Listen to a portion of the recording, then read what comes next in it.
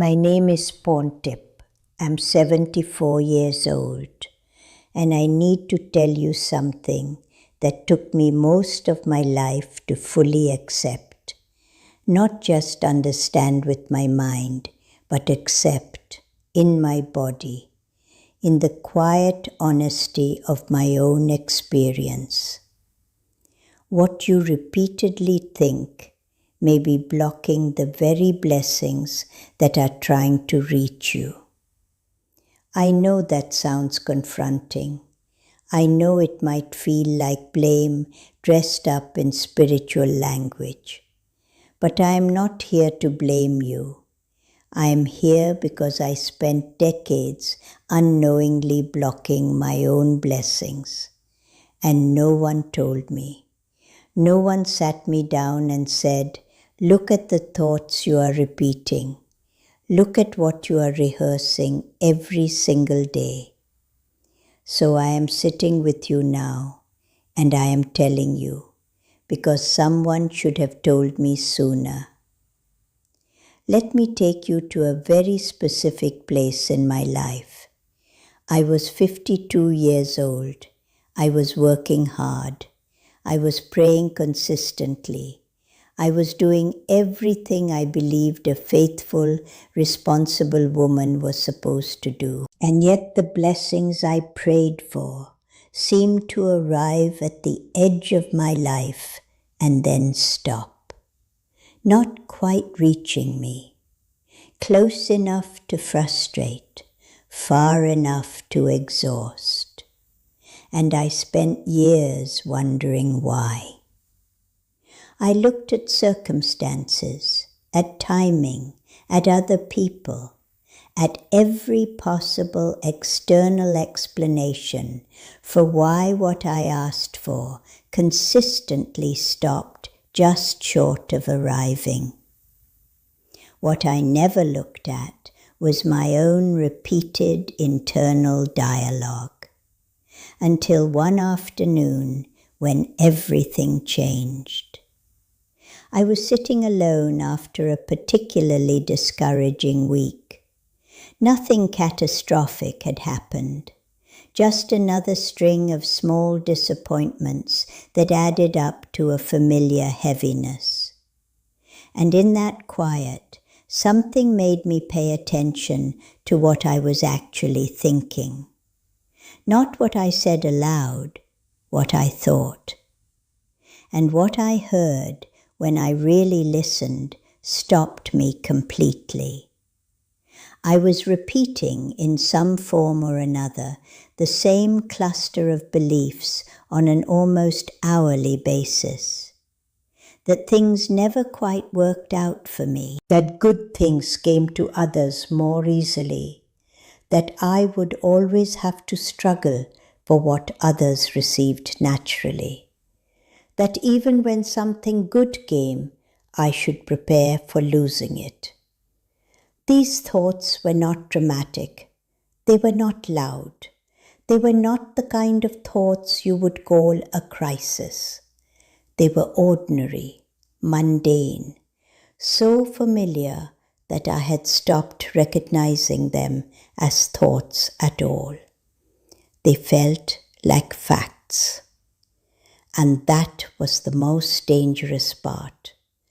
Because the thoughts we accept as facts are the thoughts that shape our entire experience of reality.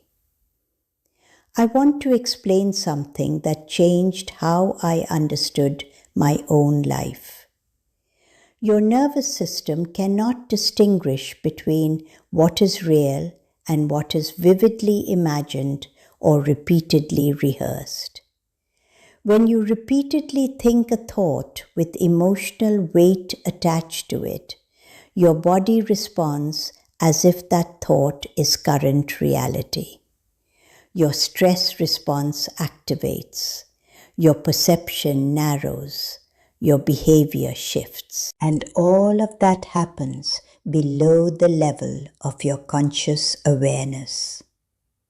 When I repeated hour after hour, day after day, the thought that things never quite worked out for me, My nervous system was constantly in a low level of alert. My body was braced, and from that braced position, I made braced decisions, contracted decisions, small decisions, decisions that confirmed exactly what I feared. The blessings I prayed for were not being blocked by an external force. They were being blocked by the frequency I was continuously broadcasting. And I was broadcasting fear, expectation of loss, quiet resignation dressed up as realism. I want you to sit with that for a moment, because I think for many of us, this is the most important thing we will ever understand about the gap between what we ask for and what we receive. It is not that the blessings are absent.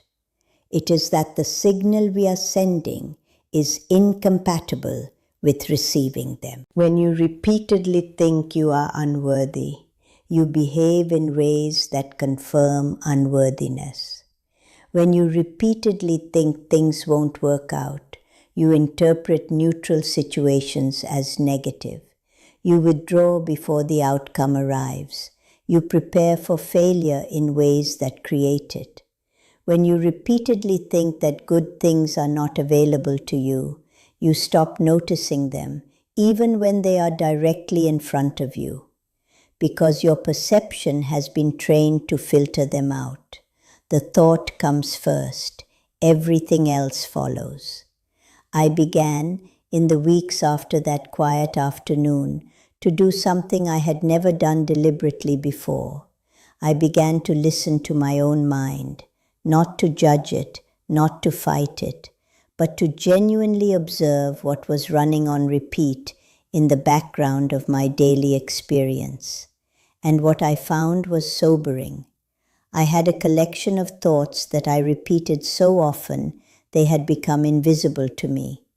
Thoughts about my unworthiness, thoughts about the difficulty of life, thoughts about what I could and could not expect for myself, thoughts about money, about relationships, about my own capabilities, all colored by a baseline belief that I would have to fight for everything and that the fighting would still not always be enough.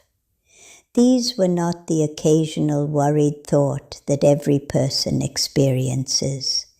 These were grooves, deep, well-worn grooves in my mental landscape, carved by decades of repetition, that every new experience traveled along automatically.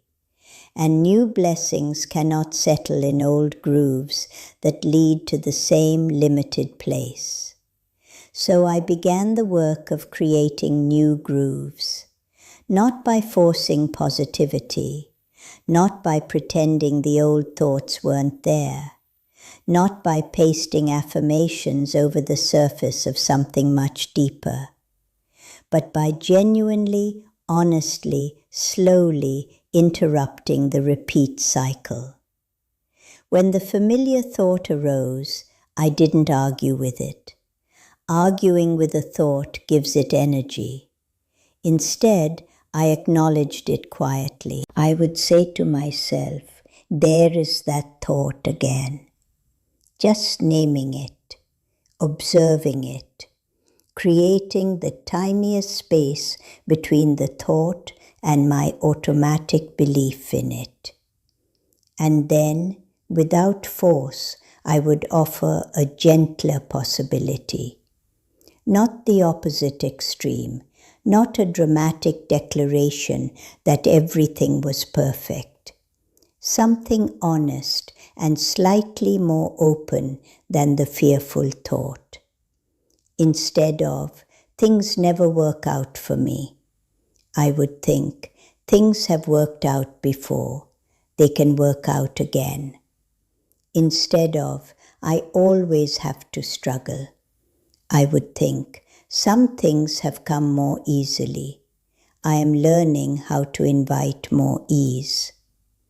Instead of, even when something good comes, I will lose it.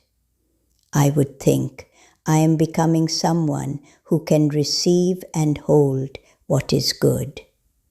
These were not lies, they were all true. They were simply truths I had not been choosing to repeat. And the choice of what to repeat, I discovered, is one of the most powerful choices available to us. The blessings that had been stopping at the edge of my life began to move closer. Not immediately, not all at once, but gradually, with a consistency that I could not dismiss as coincidence after I had watched it long enough. A financial conversation that I had been dreading turned unexpectedly positive. Not because the circumstances had changed, because I had entered it with a different internal posture. The thought I had been repeating about that situation had shifted, and the shift changed how I showed up, and how I showed up changed the outcome. An opportunity that I would have talked myself out of in the past, I allowed myself to explore, because the repeated thought that had always stopped me, the thought that said I was not the kind of person such opportunities were meant for, had loosened its grip enough for me to take one step forward.